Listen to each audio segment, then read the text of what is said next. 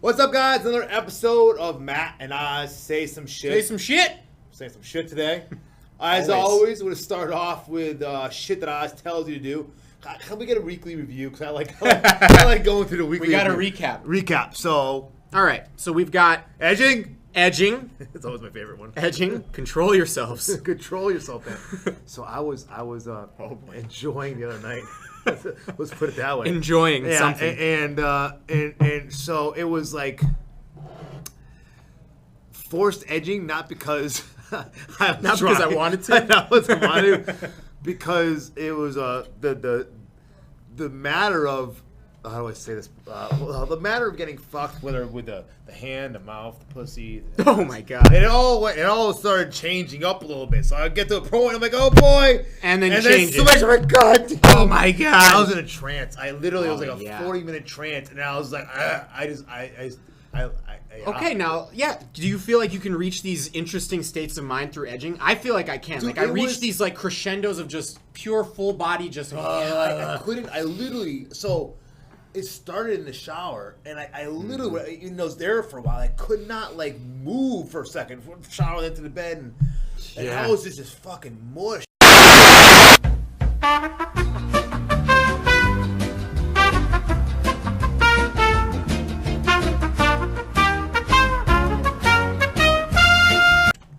don't know where we'll pick up on, but... we could just say, we could just say, like, we had a little mishap, like, I don't know what you missed, but... and Patreon. No, and that we had a little mishap there, so a little recording failure. If you missed our amazing conversation about my blowing my load during edging, Jesus, this shit. Patreon, no. No, look, all right. So we were just reviewing anyway. So what else really quick was saying was that I'm going to add to the water in the mornings the collagen peptides. Especially older grapplers, older martial artists, or just people who have joint pain or trying to move again. Yeah. Really good health. And it's weird. I noticed it could be placebo, like I said earlier, or it could be actually helping out. But I'm feeling because we were doing our GMB training, we restarted, and I always get a lot of pain in the wrist and the elbows and the shoulder, especially my left hand. And I'm noticing that stuff easing off and getting more of this fluidity to my movement and joints. So it was actually pretty cool. So good stuff. Yeah, so the morning mineral cocktail, yep. And of course the big one that I think had the most profound effect on everybody, and honestly the most profound effect on my life, cold showers. Honestly, it changed the game for me in reducing inflammation. Jiu-jitsu is a very highly inflammatory activity. Your joints, just everything. Like when I do jiu-jitsu, I feel my body breaking down. It's awesome. I love it. Right. Hard training, but your body breaks down. Cold showers, I feel, gives me that rejuvenation that I need to go and hit it hard again the next morning or whatever. So if you guys haven't picked up on some of our old episodes, check them out. Cold showers, Kegels, edging, all that stuff in one. Plenty of stuff to talk about. So which brings us to this week's of... what I tell you to do. And this week I'm going to talk about shoulder health. And one of the main ways that you can improve your shoulder health is to hang. Something that we stop doing as we get older. Like when you're a kid, right? You hang from shit, you climb on shit, you play. Monkey bars, right? Yeah. Our shoulders are meant for that. They are meant for that. We have if you believe in evolution, we have a common ancestor with other apes, monkeys, stuff like that. They hang, right? Yeah. And our shoulders are meant to hang. We just don't do enough of that. We're here. Tell us never put two arms. Remember, I was going to Weiss, and I was doing like shoulder pressing. And he's like, never put two arms overhead at once. It's like horrible for your. It was like one What did he say? Horrible for low back. No, for the shoulder, scapula, all that. I think it was weighted, like actually pressing compared to hanging. Because hanging makes sense. But I'm sorry, but anybody that tells you not to go into a movement, like people, so I've heard some people say, don't go full range of motion in a push-up or never push your arms behind your body. What? Who the fuck is telling that bit? I've heard it before from various sources. Like, come on, your body is meant to move. You have range of motion for a reason. And one of the things that the founder of GST, Coach Summers, says that it really resonated with me was, if you don't utilize your full range of motion, you're effectively putting yourself in a cast. Ooh, I like that. I like it a lot. Because now you're no longer utilizing that part of your range of motion. Yeah. So you're like in a cast. You know, when you take a cast off, you're just, all atrophied. Yeah. So use your body in all its full range of motion. Hanging, putting that. So actually, one of the main exercises that we do initially for any shoulder patient is called pendulums. And what it is is you let your shoulder hang. Oh, you sent me to do these, yeah. Yep, and you move your body. You're not actively moving it. You're just letting the momentum move your shoulder, and that's called a pendulum. And that just the weight of your arm pulling down on your tendons is enough to promote healing. Open up and So now, what is maybe I ask the question. So hanging? What's the benefit? So increasing range of motion. I heard you say that. It's not just range of motion. It's shoulder health, right? Capsular. So you can stretch. You can do this and that. But your actual shoulder capsule. Have you ever heard of frozen shoulder before? Yes, I have. Yeah. Okay, so that's when the capsule gets so tight that it's not that your muscles are tight. It's that your capsule is so tight that you can't fucking move your shoulder anymore. That's part of what I have sometimes. Yeah. And a lot of elderly patients that I see day in and day out cannot lift their arms above 90. And I'm telling you, man, that's a fear for me. That's one of the reasons why I love the gymnastics-based training too. Is like movement. You said to me once, it's like I forget how, and it stuck with me in a weird way. You're talking about your PT patients. It's like I think our discussion was talking about touching our toes and the ability to lower back health and hamstring health and flexibility, and how so proud finally after 41 years of age to be able to touch my toes with these, and it was like it was just it's weird how that was, but it was like you were like something like I can't remember what you said. It was something like some of the patients you see like. You could tell the less they move, the less they have that lower back or hamstring, the posterior health is a major sign of or major deterrent. I know. So there is a fact. I forget. Remember our conversation? So one thing I've noticed in my years of PT is that all the total hip replacement patients that I see, when I ask them to squat, they do not know how to squat. They tuck their butt in and do that. They can't squat. So that's one predictor, right? So I'm seeing that correlation. Almost every patient that I've ever seen that had a total hip replacement did not know the first thing about how to squat. So it's like, oh, okay. Another thing is a major predictor of literally death in elderly patients is spinal mobility. That's what we were talking about. That's what we were talking about. That's what it was. Yep. And that's what we're talking. So the more tight your spine gets as you age, the more likely you are to die younger, and that's just correlation. So it's not that you're going to die because your spine. Sure. It's just that you're more likely to die. You know what I'm saying? So so mobility, movement, and mobility. Yeah. Explore what your body. I like the GMB. So I was just actually recommending movement to somebody. Yeah. One of my friends was asking about a program, and I recommended GST and GMB. And I was looking on the GMB website when I was recommending it. It was like, don't die without exploring what your body is capable of. That stuck with me. And I wrote after we finished our 8-week program, Nate and I both wrote a post, and GMB commented on it too. But it was after GMB commented. Yeah. They're cool. like, congratulations, Nate, Matt, and Gary, for finishing it.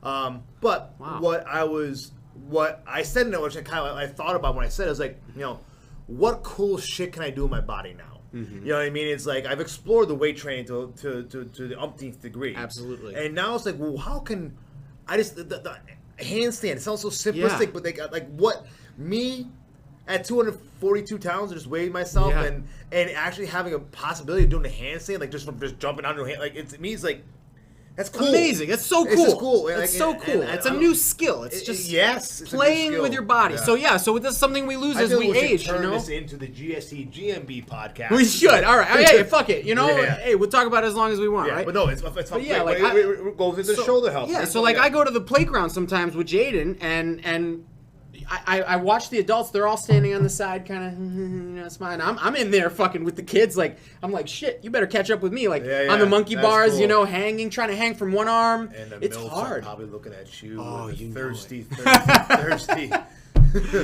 I wish my husband would hang on me like that. Sorry.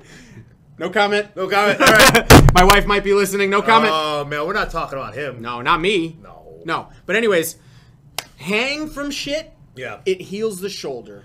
I remember heals the shoulder. Just straight arm. Just feel the distraction. It's called distraction. Just feel your body weight pulling on your shoulder. Start with 2 hands. Get some swings going. Yeah. Eventually go to 1. I remember Coach Steve way back in the day when he was in that.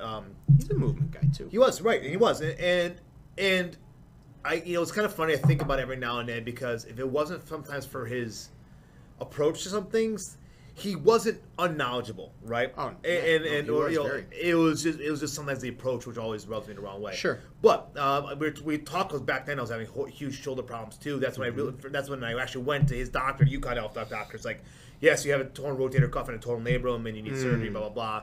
And we were talking about which I never got, but they were talking about shoulder health, and hanging was one of the things that Steve talked about. And back then, I tried doing it, and it just wasn't an achievable result back then. Now I think probably because I've done a lot of work on that shoulder. Well, first of all, you're heavy. Second of all, you might need to scale up to something like that in the beginning. But now, maybe now is different. Now it may be a little different. And it's like going back to exploring what your body could do. Now it's like well, I'm thinking about I want to add in a pull up type. I don't know yet. I don't want to push you know me. Sometimes I get very excited by many different things, and right now I'm trying to simplify. Right. And I just want to continue on this program because don't fucking add anything. Right, all the thing I'm doing now is I'm adding more jiu-jitsu to the program. That's good. And that's it. Keeping it simple. It's simple. Yeah, we had this conversation offline. It's simplicity, jiu-jitsu, GMB, and a love for this place and people around us. That's all that matters. I love it. But so that's it. That's cool. it. Hang. Hang. And I think it's a great tip. One that I'd like to do myself, and because we talked about before, and cool. Yeah. All right. That's an easy one. Easy. We don't get dirty on that. All right. So this is a cool one. I like this. Closing open files, and I'll start with how I see closing open files. Sometimes people may see it as just being computer only, but there's a lot of, I guess I'm going through a certain thing in my life where I'm trying to overly simplify my life.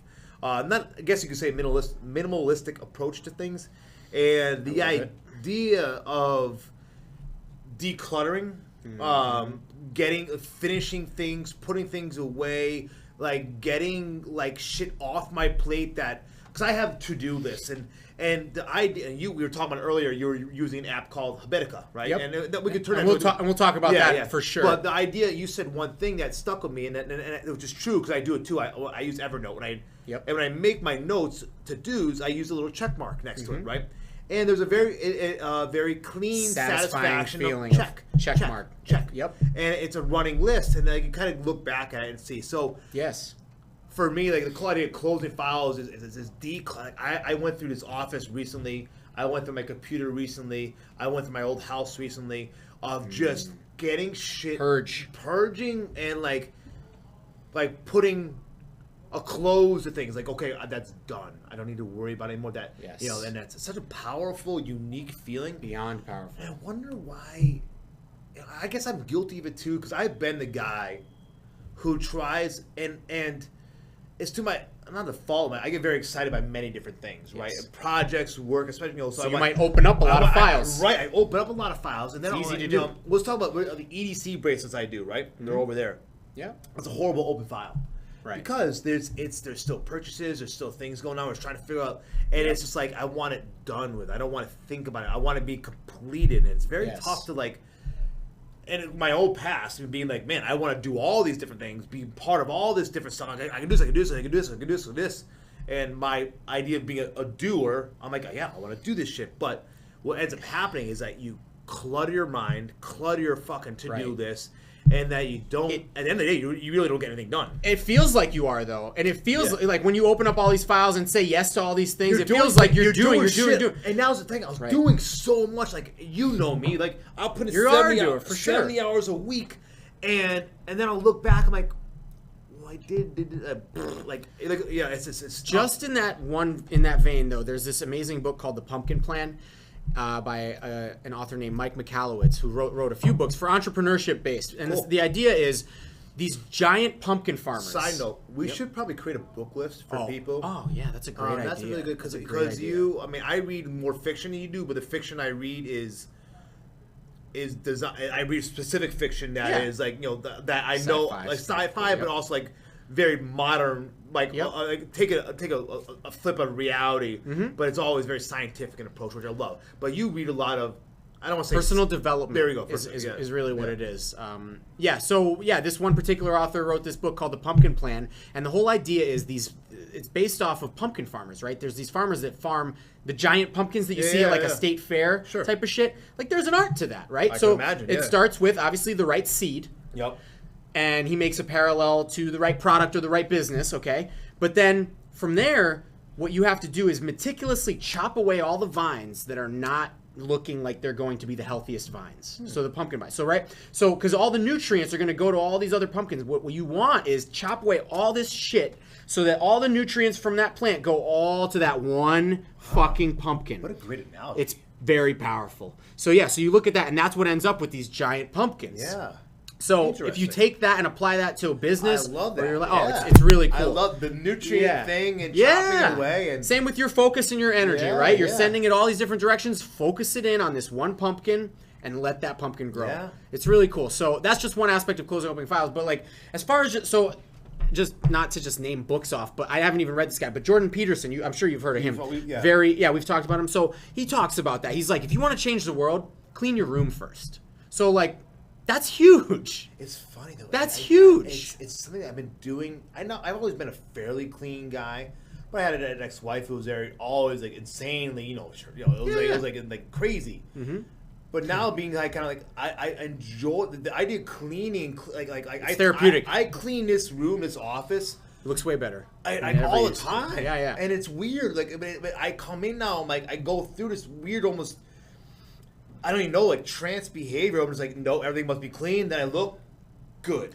Sick. The Japanese, who are usually right about most shit, having the whole art, feng shui. Yeah. That's a thing, right? So you want simplicity. You want everything to be... I mean, I don't know the first thing about feng shui, but I can gather... Everything has its place. Everything has its place, absolutely. So... Just that idea. I mean, you can apply it to physical, right? So, like, when you fucking take something out of a drawer... I can probably predict whether you're depressed or not, or whether you're doing well in your life based on what you do when you're done with that thing. Are you going to clean it and put it back, or are you just going to fucking leave it there? Yeah. Because if you just fucking leave it there, chances are you've got a whole mess of open files in your mind too. Yeah. And I'll tell you what, I've been depressed in my life, and when you're depressed, what's the first thing to go? You start leaving shit around. You just, I'll get it later. I'll get it later. I'm not going to shave today. Whatever it is, man. You can tell when somebody's depressed by looking at them, honestly. Like, or looking at their room. Like, you've seen, like, in the past... You've seen my living quarters when I was like a college student, just fucking to pray. You helped me move. You're like, what the fuck? There's dust all back here. I'm like, yeah, dude, I don't clean. I remember that. That's like back in the day. Like that's where I came from, but where I am now is like, man, night and day. Absolutely. But like just as far as like I want to close all open files because I want to be a high performance individual in every aspect of my life. So I think it's massively key, and not just physical. Again, close open files, no matter what it is. Yeah. Start something, finish it. Another way to say it. Start something, fucking finish it. Finish it. And that's probably, when you just say it that way, you could apply that to sort of bigger thing. Like, people who have all these ideas and things they want to do, and they start, and they just let it fly, and they lay open. Because I know I've been guilty of that. Like, how many fucking, I could list all the ideas and products I've started over the years from internet businesses, other things, and now, some of those things just didn't come to fruition, and they just... And that happens, too. But I close them, right? But that's a closed file. Yeah, other things became like, it's like, well, what do I... Like, EDC being one, the future of Tri-Tac martial arts being another. And that's closed as in, like... You've handed it off. I handed it off, well, to a certain degree. To a certain degree. But, like, I've closed a file... But it doesn't mean I can't open that file again someday. Right. And that's a little... Well, that's different and good. Like, I think the way you're handling that, like, that is a thing that you've invested a lot of time and energy into. That doesn't mean you're completely done with it. It just means, like, you're putting that file over here for now, so-and-so handle this. Right. I'm going to be over here doing this thing. And that's okay. It's in my Trello board. It's as in future projects. I have a little tab, and I put all ideas, all things that like are inspire me, or maybe something I want to work on. I dump them in that list, and like, okay, I'll get to it maybe someday, but it won't stress me out anymore because it's listed.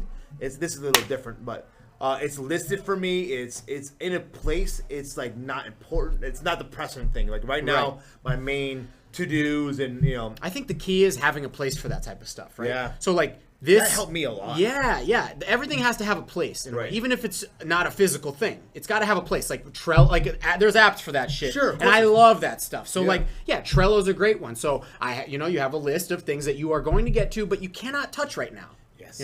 All these ideas, and I put them somewhere too. Yeah. Notes, whatever it is. That helps me at least. It almost like it has this little bit of a. I guess you almost could consider that closing a file, right? Yes. If you have something in your brain that's eating with you.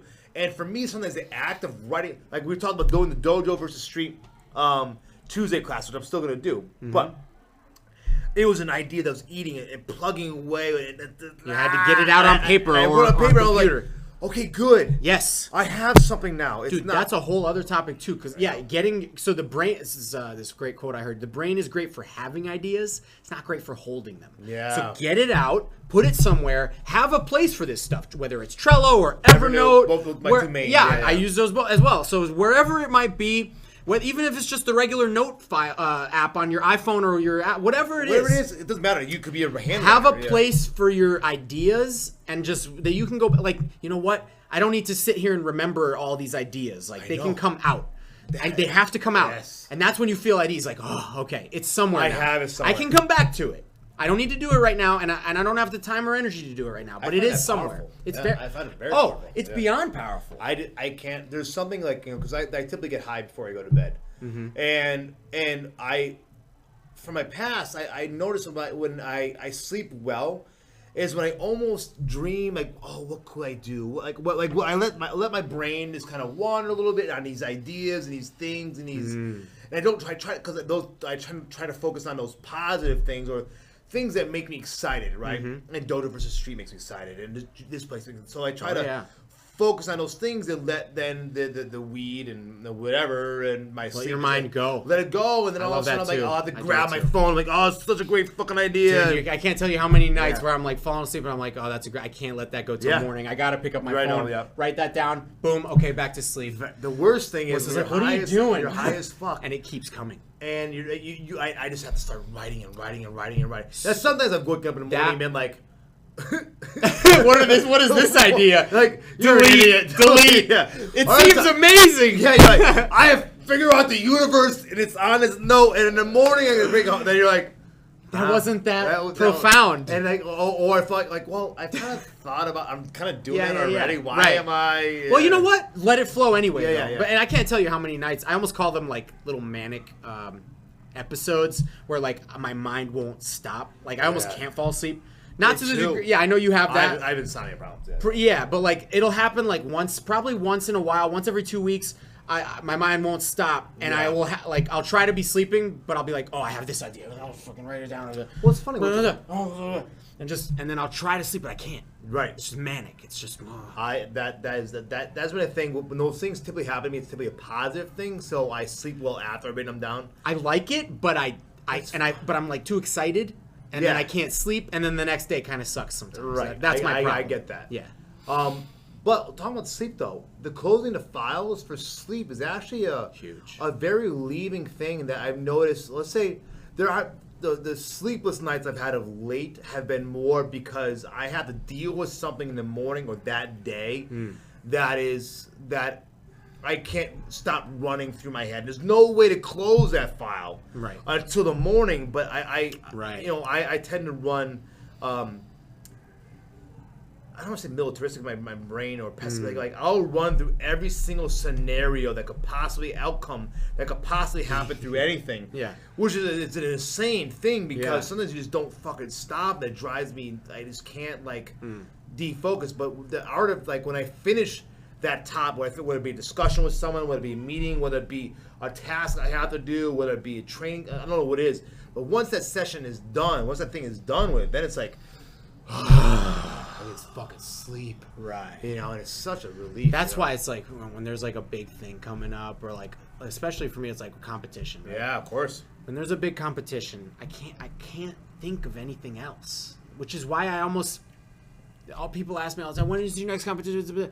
All right, I'm trying to do something right now. People don't really. I don't talk about it a lot. I know. People don't understand. People don't understand what it means to build a business or try to become successful. They see. So it's just tough. And this is not your fault, but you are obviously an upper echelon grappling athlete, right?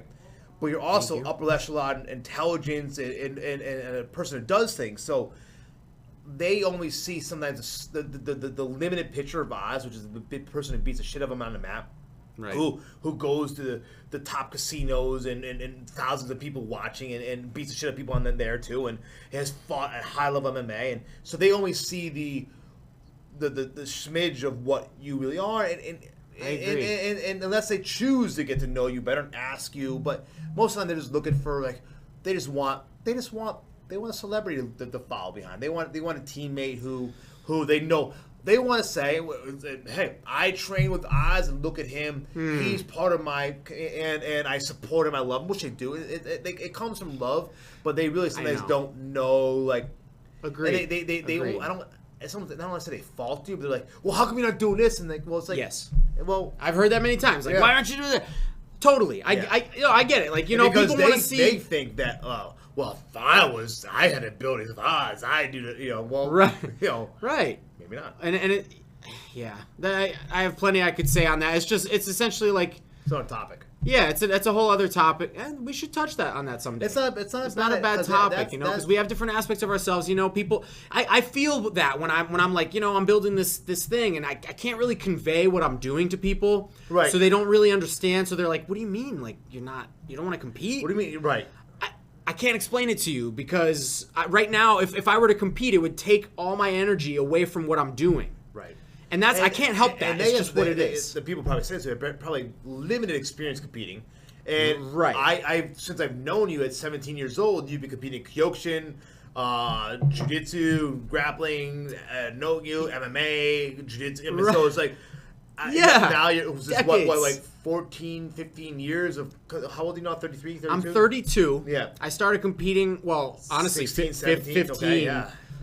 Yeah, man. That's 17 years and a competing. fairly high level. It's not like you're just like doing like bullshit. So it's tough for people to understand it. Yes. And I was guilty of that back in the day too. When you were fighting MMA, I was like, whoa, you should. We talked about this probably a year or so ago, maybe 2 years ago. It was like not MMA, but like do more grappling. And it was, I understood, but now like with your real estate and all that stuff you're doing, I'm like, no. Because I run my own business, I know what it takes. I know the energy, focus. Man. Like Moreno just coming in right now, asking me, earlier today, I was like, "How can we need to roll? How can we jump out?" And I saw the mat, and I was like, "Trust me," I was like 2 seconds away, but like, no, I committed to my business. I knew, and I'm glad I did because at the front desk, Cam is new, right? And I just laid out a huge process for them on how to handle new clients and prospects and leads and what to do, and it just so happened that a lot of shit happened at the front desk while I was there, and I was able to help him and support him. So what was more important at the time, my business or jumping on the mat with awesome people rolling? Now of course I want to do both, of course, but I had to choose. You got to make a decision. And my decision, I make no regrets with the decision. Right.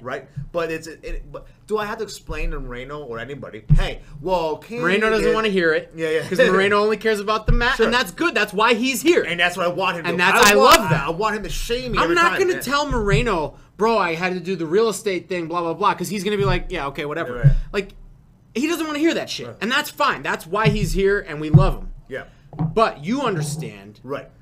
This is the thing that you're doing. Like, how come you're spending time on the mat instead of trying to find sponsorships or some shit like that? He's like, no, man, my job is to train and to be the best BJJ teacher ever. Right. Cool. My job right now is to build this thing up, that we can all have this. And your job is to build your real estate business up so you can provide an excellent future for yourself and your family. And I have gotten frothed up in myself so many times because of what we're talking about right now, where people look at me and they're like, why aren't you this? Why aren't you that? And they don't know what I'm doing. Right. And I've written out notes and that I might post, but I won't, and I never do. Right, yeah. I've done that so many times. Yeah, and I put it out there, and I'm in my note, personally. I do that too. And I'm like, people, it doesn't matter what you've done. If I've been competing for almost 2 fucking decades, it doesn't matter. If I'm like, can I get rich now? Can I do some shit? Can I fucking, improve my life? Shit, man. Can I do some shit? Can I fucking focus on building an empire now? I've proven myself, for Christ's sake, Of course. You know, it's just, but it's never enough. It's never enough. It goes back. I don't know what it is. Is it fanboy shit? Is it like? I don't know what it is. Jealousy? Is it like? I don't think it's jealousy. It's like it's just something that there's instinctual in humans. We want to. I guess it's like I don't say hero worship, but we all want a hero, right? Right. And we want a hero in the environment we're in. So this is a very highly competitive jiu-jitsu fighting environment, and obviously you're one of the best we have, and so it's like they want that hero to worship and look at and say, hey, but and then I appreciate that. I'm not discounting that either. I appreciate being that to anybody. Sure. I really do. Yeah, I do. Yeah. But you know, sometimes you just have to make a decision. It's funny that the angry email things, and sometimes like this happens when I'm very tired. Like I will hit send. It's always best to wait a day. I know. Always. And I've been advised not to sometimes, but there have been times when I'm like, can't hold it. Bam. I have to send it. Then you wake up the next day, no. Or yes. Sometimes I'm like, fuck you. I've come to the point because I've sent a few of them lately, and I've looked at them and been like, you know what? Like, yes, maybe my tone was aggressive, but I make no apologies. Right. And that's like we were talking earlier, like. Yep. My frustration / anger / like determination, like I make no apologies anymore.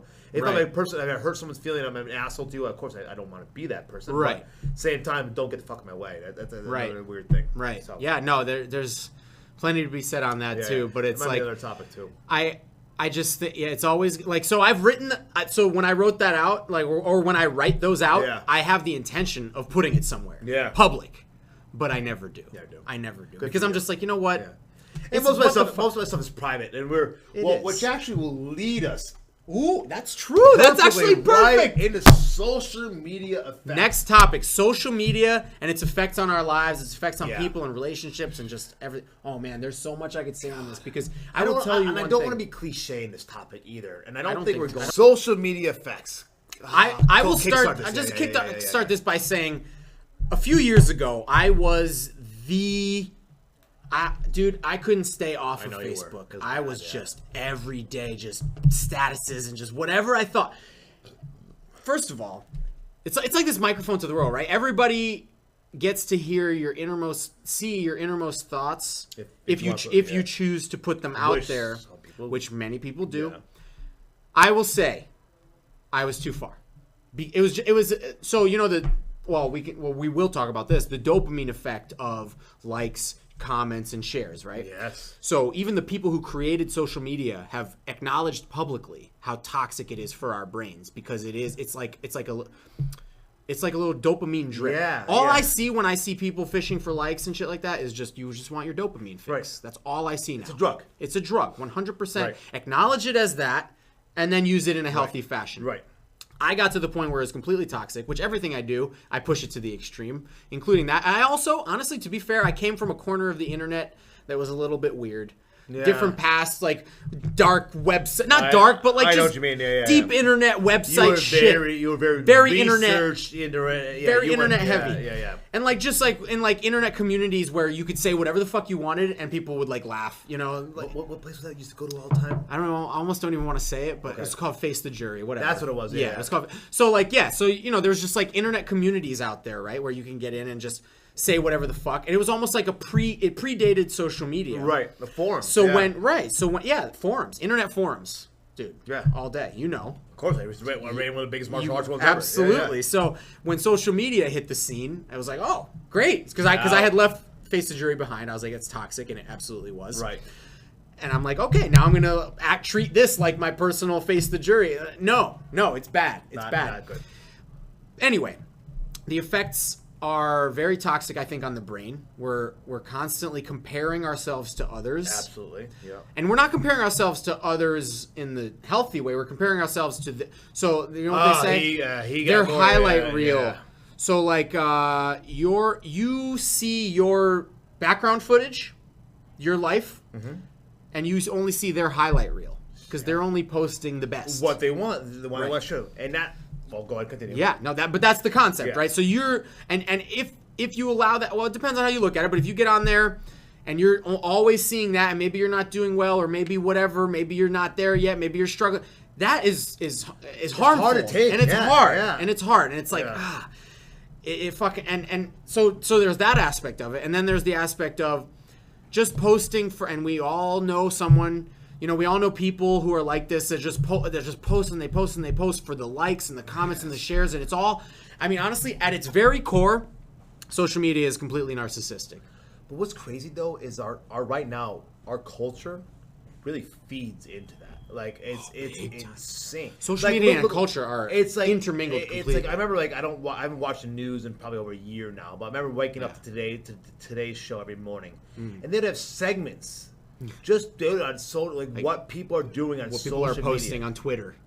Yeah. What the fuck? I know. I mean, it's I'm not saying. We should cover the positives too. Yeah. So there are positives. I was in the code to go to this. So. Yeah. Being an internet marketer for over close to 20 years, right?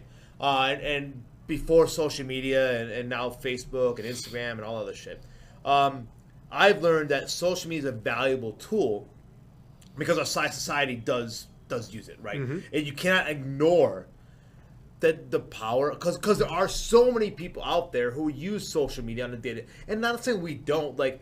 I use when I go to Facebook now. I find Facebook a very toxic environment. That's how I personally feel about it. And so when I go on Facebook, I use it only. I don't go on my phone ever. I use my computer. Right. And I do very specific things, and I for a purpose. And I literally will, if I find myself scrolling, I'm like, that's it. Done. Yes. 100%. And the scrolling mindlessly, looking for that next dopamine hit and that next fix of. It's bad. Exactly. There was a point, so going back, I was 100% the epitome of toxic social media use. There was a point where I was like, it is so bad, I have to go clean.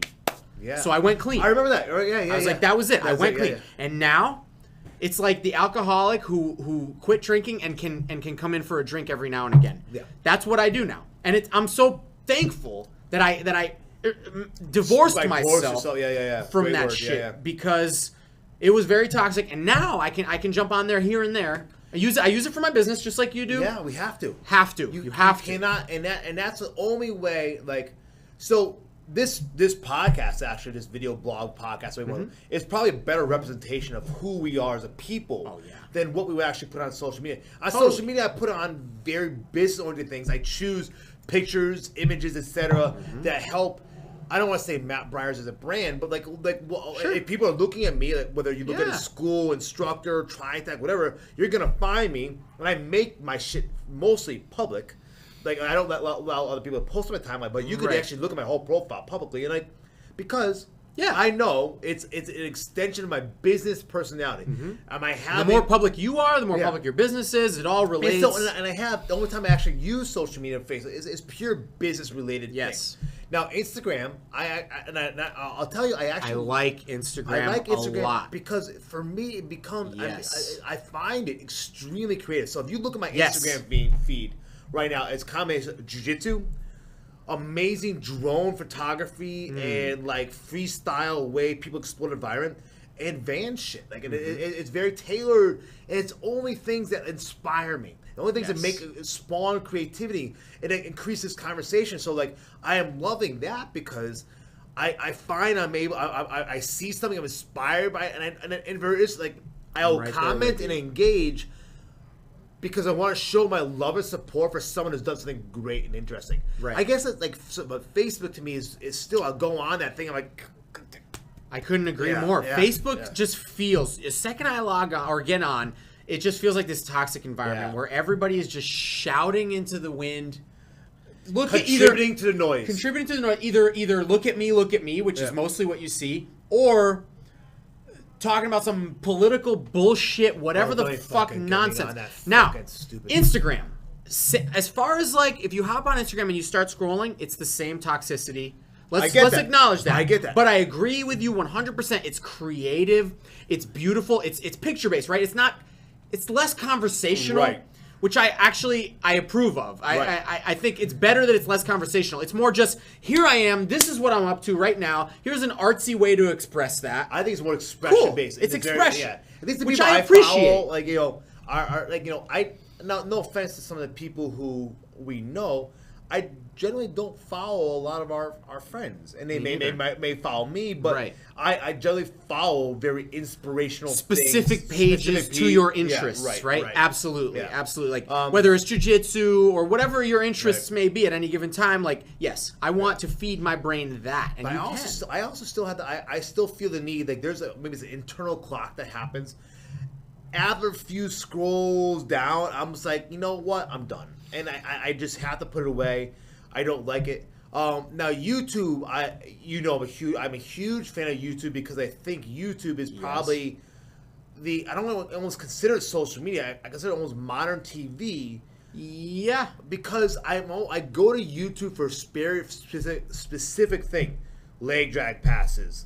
How to do power loop of drones. If you want leg drag passes, we got we got Moreno right here.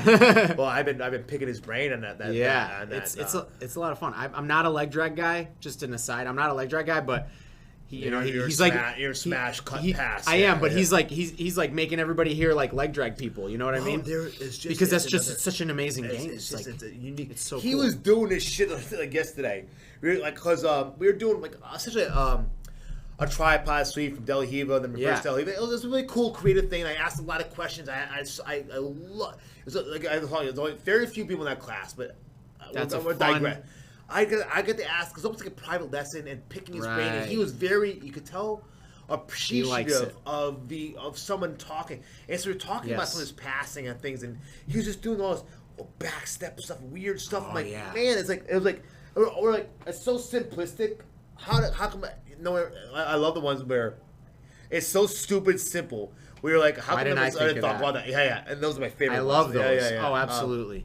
How did we get onto that? Oh, just what you're looking at, like on YouTube. Yeah. Exactly. And so YouTube, I don't see as a.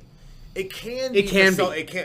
Some people I see YouTubers. Here's this next suggested link, and then the next suggested link. Here's a great example. Okay, so there's these van people I follow, Max and Lee. And Lee is a very attractive female, right? And you can tell she is the one who does their social media and it's like she's choosing all her images to show off her ass, to show off her tits, to show off. She knows, but it was like, man, like she's fishing. I know she's building a brand and all that, but to me it almost felt like it's not you're fishing for those likes and fishing for that shit, but it's I know sex sells and all that, but I'll be honest, what made me happen, I unfollowed them from Instagram. I don't pay attention and Facebook on never Facebook to begin with, but on Instagram, YouTube. Yep. Sorry, because it was too much of the give me love. And I could feel that all they wanted was the like, the love, the comments, and it was like, you're not providing me information anymore. What you're really doing is you're giving me. You're trying to. I don't want to say show off. But you're trying to keep me going. You're trying to keep like you're feeding into the guys and the people who are like, I don't want. Maybe you've run out of value to provide. You need to provide value if you're going to be. Some of the cool ones, like right. So some of the cool ones were like, oh, they're going to Costa Rica. They drove to Costa Rica. They're doing all this cool. I'm like, wow, that's so cool. And what they're doing, how they're doing. How they get there, what they do. And they're crossing this crazy river, and you're like, and they're driving. I'm like, wow. Then like the videos are like, then you look longer and everything. It's like, it's just her playing water balloons with friends they met, and she consistently shows the camera spied on her ass. And she doesn't have that great of an ass, but it's just like you're just. I saw this earlier today. Yeah, I was like, no. The issue there is they feel like they need to keep creating content to keep people engaged, right? And they don't have that much content to create, right? And I think I guess what I think is like. I love what social media is very cool about is that you can get.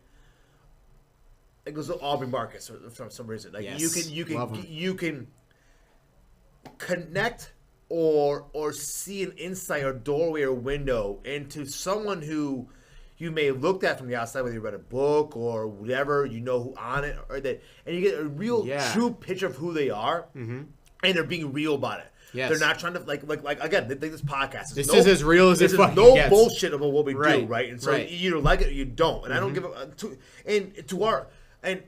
I'm putting it. I'm the one putting it out there. But honestly, I don't putting it out there. Fuck. Like if we have 200 views and that's it for the rest of our life, I'm okay because we expressed ourselves. We put it out there. We created the content. And so we did our job. It's not self-serving. I want the likes. I really, and it's not self. I'm not. That's how to say is how I feel about it. Of course, everybody wants it's art to me. I was literally about to say the same exact thing. I swear to God, it is art. You're putting it out there. And then however people react to it is how they react to it, right? A painter painting a painting is painting that painting. And I don't want to compare this to a fucking painting. You understand what I'm saying, though? But that's actually kind of a good analogy because the painter is not thinking about who's going to like this and how. Look at this in an art museum. He's thinking about what beauty. How best can I create what is in my mind? So what you and I have always done, why this podcast exists, because you and I have always had these conversations outside of this realm, no matter what, right? Right. And so this just kind of gives us God, it's like cleaning our fucking closing up files in a weird way. It is. It's like when we finally get to have an outlet to say, this is the shit we think about, the shit that we want to do, and how we feel, and this is a way for us to express it. Now, intentionally, too. Like, you know? And so from that perspective, I find social media, but it's a long-form thing. It has, I believe it can actually, if someone actually listened to this, I think it would truly better their life. I agree. We are providing value. Yeah. Anybody listens to this will get some value out of it, I think. This is a good segue. I'm sorry if I'm dominating this part. But, no, take it. So there's, I used to have this, I still do, because okay, if you want, from a business perspective, if you want, I've talked to some of the people I do consulting work for. I consult them on martial arts. And I said, well, if you want a return from the universe, if you want a return from your efforts, you have to put yourself out there. That doesn't mean, but the universe doesn't want noise, right? So sometimes people in the social media just control. I'm feeling blue today. I did this today. That's contributing to the noise, and there's no value, and it was devalues the actual meaty content that's meaty information out there. What social media thrives is people who, my friends. I was having a conversation with Vlad Kulikov today, who's working on his YouTube channel, and you know as well as I do, Vlad is probably one of the most incredible martial artists I've ever met in my whole fucking life, right? And his information he provides is top insane, notch, right? So, but he doesn't know YouTube. He doesn't have my background. So, I want to help this guy. So, I did all his SEO, I did his titles, the descriptions. I gave him new images. Yeah. The whole idea is I want to this is not noise anymore. This should not be lost in the shuffle. This needs to be seen. If someone truly wants to improve their grappling game, fucking pay attention. Watch this video. Guys, if you are a grappler, Vlad Kulikov, Sambo Fusion. All right, Sambo Fusion is a combination of Sambo and Jiu-Jitsu. If you don't know Vlad Kulikov, he's a Sambo master sport, which to my recollection means you have to place first place or in a national tournament, which he has done in multiple things. He's also a black belt in judo, black belt in Brazilian Jiu-Jitsu, and one of the most world-renowned grapplers. Has put out insane. It's just the DVDs. They're I don't know. It's hard to. It's rare that we get speakers. I know. Like this, and I almost fanboy His of it. Pedigree is insane. We did some videos on our YouTube channel with him, and I was like, my God, I'm just impressed. I know, and it's rare person too. His intelligence in the way he speaks is just. I don't know. Have you ever heard him speak and talk to him? And the way he just describes and how he thinks is just fucking, hey, this guy, impressive, sir. I took a seminar with him once. Before you knew him. Before I really even knew him. Right. His fucking Achilles lock.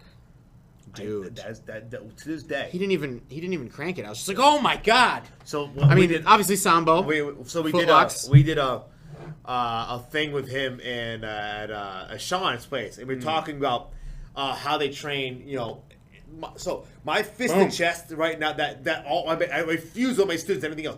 The only times I catch people just in that, and they're done. Right. Oh, yeah. So we were in, I think it was 50-50, kind of their training position. So it's like, okay, one thing we do in Russia is we both go to position and we see how long people can take it, right? And so I did this with Vlad.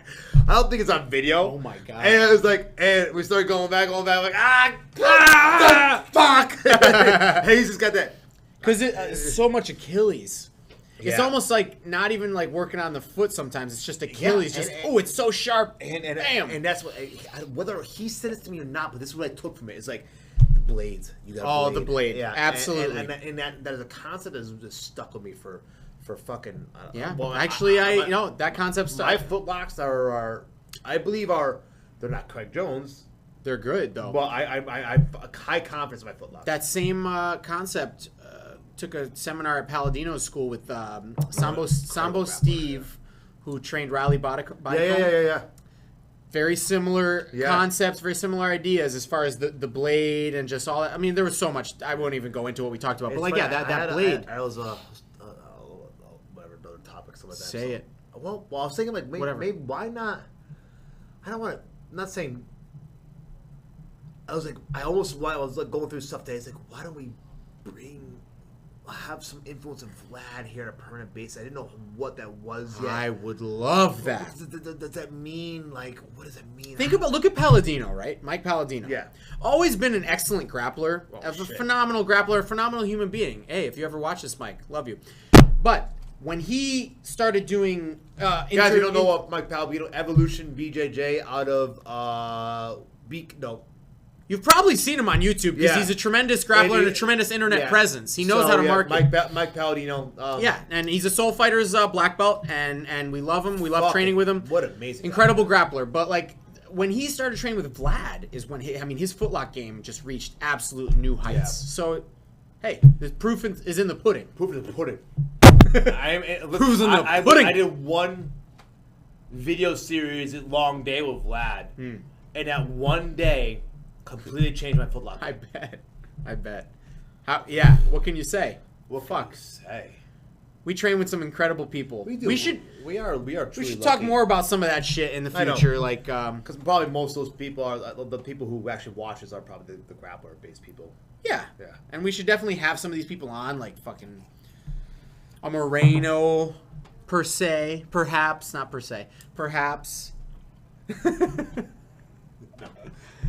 right. Patreon. So let's say secret topic. Do you want to go secret topic or just leave it? I don't know. We could. It's so off of what we've just been talking about. No, I was gonna close out social media. So we're right at we're 50 minutes in. Yeah, that's plenty. So social media effects. Let me just leave it this way. So I think people, you have to realize you have to have intent in your social media behavior. If you are intent. Now, that could mean if you are one of those people who posts for likes and comments and whatever, then maybe rethink, take a step back and like. What's your goal? What's your goal? What's your goal here? Are you doing for business? Are you doing for a business perspective? Cool, get it. Focus on your business. Does every thought have to be out there? No. That's like a really important thing because our thoughts are constantly flowing. This is actually like a meditative. This is actually like a meditative thing. Yeah. Right? You know, if you sit down to meditate, sit down to be quiet for 5-10 minutes, right? You're gonna have thoughts. Daily now, by the way. Awesome. It's one of my. I turn the TV off, so I have my lunch, and during my lunch, I will watch a show. Like I love American Horror Story. I take about an hour and a half, 2 hour lunch, depending. Cool. And then I just turn everything off, lay down on the couch. Bruce is relaxed, Jake is relaxed, and I used to use meditative app. I used to use meditative app. Now I just and sometimes I fall asleep, sometimes I don't, and sometimes it's all about. I just try to like melt. I guess is the best way to describe it. Yeah. It's just be, and it's crazy sometimes. Like today I had a phenomenal. I napped a little bit, and then I was like, I just wanted to just chill, no phone, nothing. Right. And I sat there and I was just like, the windows open, and I came back here, and it was just I walked into the door with energy, excitement. I flew my drone. I have an older drone. I flew for a little while. I got some work done. And it was just, and then it was like it started. It is energizing. It re-energizes you. I mean, we look back at like people that lived before. You know, just times of yore. You could say times of yore. Yes. these people got a lot of shit done. Like, as far as, like say, just take, for example, who's obviously famous, so he's an outlier, but a Benjamin Franklin. Like, how do these people become so great in all these different fields? Because they didn't have distractions. Like TV and social media, all this shit. So it's like, take that time each day. I mean, they had lots of quiet time. They had lots of just focus, just let your mind be what it is. Focus on a thing, Focus on a thing. They didn't have, I think, distractions. I'm sorry, I'm going to interrupt you, but no, but the distractions. They didn't have those distractions. So just to bring it back for a second, just like, so for example, if you're sitting down for meditation, you're going to feel yourself have all these different thoughts just flowing through like a river. But you are not those thoughts. You don't have to identify with those thoughts. Those thoughts come and they go. Just watch them come and go. And if you're a social media sort of toxic person, like I have been, and I don't judge you, I'm just saying this is a thing. Be aware. Be aware. Like, not every bad person. You are not your thoughts. Not every thought has to be a social media post, right? Right. You can keep some thoughts to yourself. And actually, when I detached myself from social media, there were many a time where I would have a thought and I would have to write it down. I put it in a note. I was like, I'm going to keep these notes somewhere. Interesting. And and I did. A little bit of what we were talking about earlier. I put them in a note, right? I put them in a note because like I was still of the mindset that all my thoughts had to go somewhere. So do you think so let's say I can't think of anybody right now off the top of my head, but let's say, there's those people out there who are Sure. Do you think it's a scattered brain that they this is the only outlet they have, only outlet they know, so that's what they do? Maybe, or do you think it's them looking for attention? Or I'm gonna lean towards the latter. Too, I'm gonna lean towards that because of the dopamine, because how toxic, how powerful that addiction is, especially a lot of people who like don't do anything. You like rarely drink or smoke weed or anything like that. They need something, and social media is that drug. I hate to use examples. You can't. Yeah. I'm not like the person, but I got a message today, and it was some guy who purposely sent out his tattoo that he got, and it was like, it was just okay. But he sent it to everybody's friends, and so I just like got the message, and I didn't know who he was at first. I was like, question mark, question mark, question mark. I'm like, what? He's like, oh, I sent it to everybody. I said, is that your tattoo? He's like, yeah, I just got it done. Do I know you? I realized barely. I looked at who he was, and he showed the JSA 8-ish years ago. I'm like, oh, I remember that guy. And it was like, but why? Why? Why? I have, and I'm not using example. I have a lot of tattoos. Like my chest is, and when you got them done, did you blast out your entire friends list with pictures of it? I had. No, you didn't. There's one of my first pictures I ever posted on the KJSA was a picture of my tattoos. About my chest, after I just got it done, and honestly, I just didn't know I was on Instagram, and I was like, I don't know, put that up there, and that was the last one I ever did. It was like, you know me, you'll rarely find unless it was taken by someone else. I post, I don't take pictures of myself, right? So it was such a self-serving act from him. Yeah. I just didn't know how to handle it.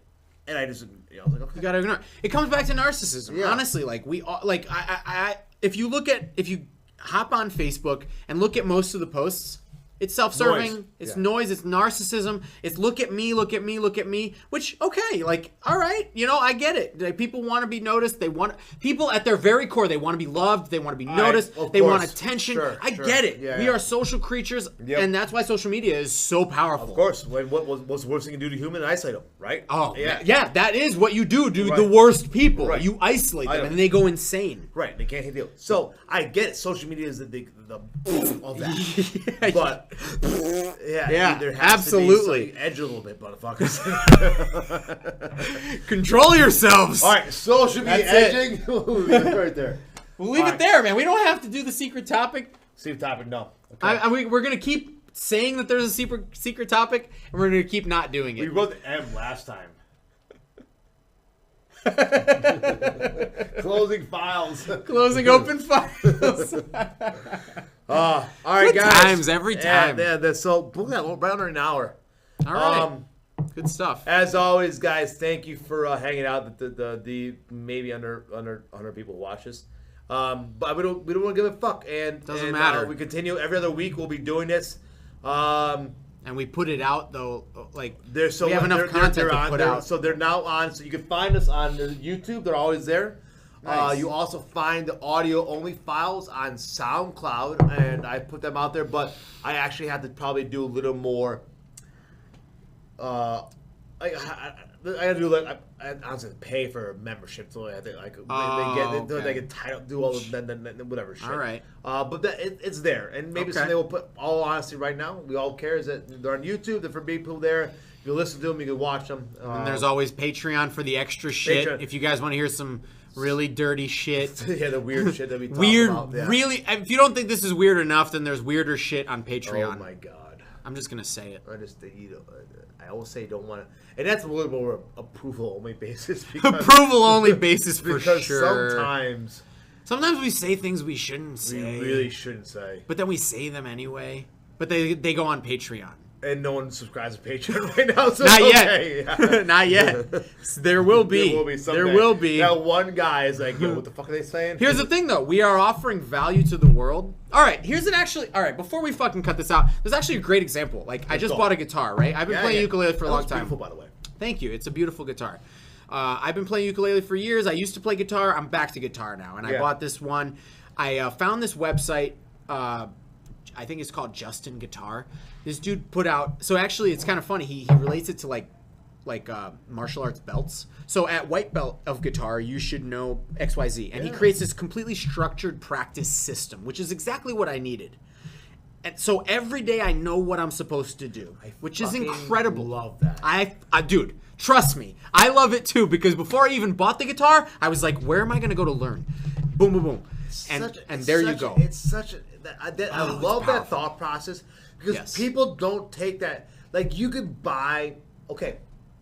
I'm going to use what I'm into right now. Drones, right? Yeah. You could buy a drone, right? And what's fucking going to do? And then you're like, oh, cool, 5 minutes and you're done. And like, right.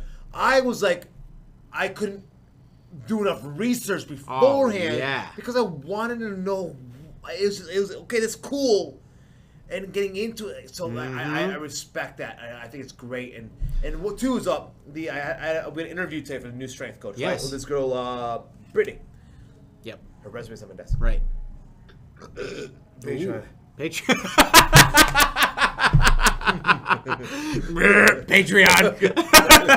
Burps only on Patreon. Go ahead.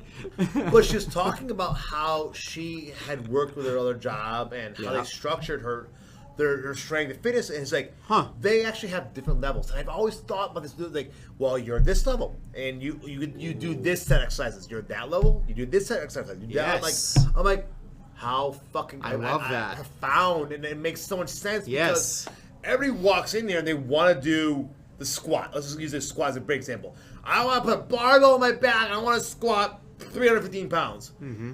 Cool, but you squat like. Right. You don't want a barbell on your back. Right, but we watch. You're not at the level. Gym idiots doing things on Instagram. Of course. I do follow funny things on Instagram. Of course. And I love, like, and you watch some of these idiots, and I always remember this too. It's remember, like, we were back at Gold's Gym and whatever. Bloomfield. Fuck. And we were doing super squats. Or back in the day, and I was squatting 550, whatever the fuck it was. I remember extreme amount of weight, and I had you on one end, a guy on the other end. I'm like, and I was like, and I see the gym idiots guys doing. I'm like, right. Was I that guy? I don't know. But were you? I don't think so. I don't think so. I don't think so either. But we were never those guys. Yeah. We were not. Where did we? Oh, well, we're talking about like belt level.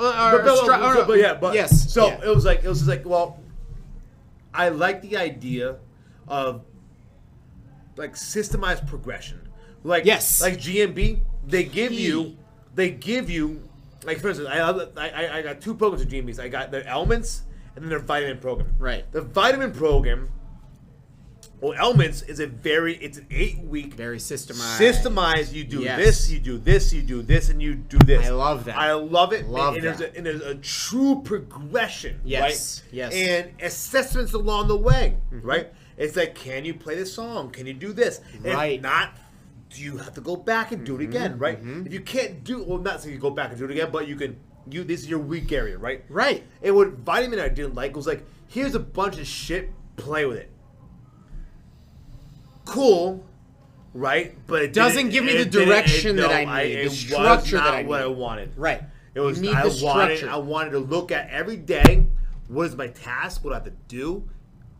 No, I wanted to check off the fucking list. For me, that was GST with like movement because I used to play with gymnastic movements. I used to do tuck planche. I used to fuck around with shit. And then I was like, you know what? Like, it's all so disorganized. Right. I don't even want to do it. And then I found GST. I was like, boom. A program made by a real coach. Why wouldn't I follow this? Right. Boom. Do. So same thing with this Justin guitar thing. I was like, I need to find a program that's completely structured. And I need to follow it. And then I bought my guitar, and now I'm looking at and it's like, all right, today you're practicing chords D to A and back. How many times can you do it in a minute? And like all these different types of exercises, completely structured. That is how you get good at shit. Same thing like Moreno out there is teaching them. This is how you leg drag, and this is what you do when they put their foot here, and then you pass to the other side. It's the same thing in jiu-jitsu as it is in guitar, as it is in movement, as it is in fucking anything. Life. That's a great way to close it out. Ooh, wow. All right, do it. Do the thing. Fuck it. Do the thing. Like, share, comment, smash that subscribe button! And you know what? Get on Patreon and give us some fucking money too. That would be nice. You know what? We're doing this. Help us out. Help us out, motherfuckers. Just know what I'm talking about? It's like $5. A month. Literally $5 a month. You're gonna get all the cool details. You're gonna watch me edge. Yo, we should do that. That would be like, yeah. You want to see me edge? You want to see Matt edge? Subscribe to Patreon. Patreon. Thank you. Free edging for all. No, $5 a month. All right, we're closing out right there. All right, goodbye. Good night.